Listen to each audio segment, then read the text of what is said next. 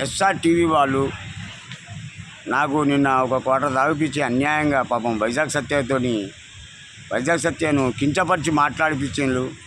అతను నా కొడుకుతో సమానం, నన్ను అన్ని విధాలు ఆదుకుంటాడు, అన్నీ చూసుకుంటాడు.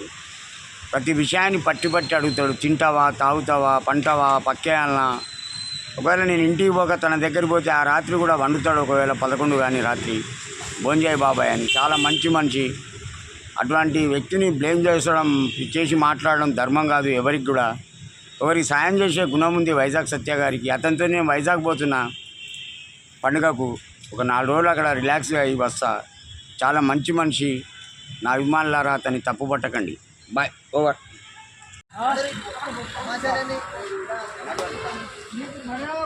రాండి సార్, నేను రెస్పెక్ట్ తీసుకున్నా కదా. రాజనాయుడు, ఇది అన్యాయం.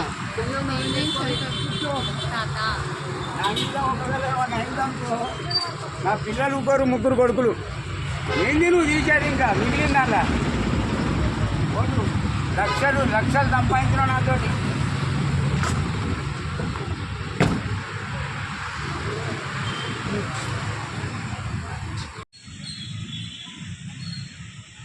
ఎస్ఆర్ టీవీ వాళ్ళు నాకు నిన్న ఒక క్వార్టర్ తాగిపించి అన్యాయంగా పాపం వైజాగ్ సత్యను కించపరిచి మాట్లాడిపించిండ్రు.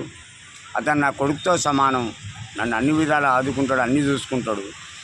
ప్రతి విషయాన్ని పట్టి అడుగుతాడు. తింటావా, తాగుతావా, పంటావా, పక్కేయాలనా.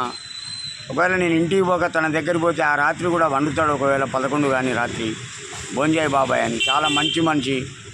అటువంటి వ్యక్తిని బ్లేమ్ చేసి మాట్లాడడం ధర్మం కాదు. ఎవరికి కూడా ఒకరికి సాయం చేసే గుణం ఉంది వైజాగ్ సత్య గారికి. అతనితో నేను వైజాగ్ పోతున్నా పండుగకు, ఒక 4 రోజులు అక్కడ రిలాక్స్గా అయ్యి వస్తా.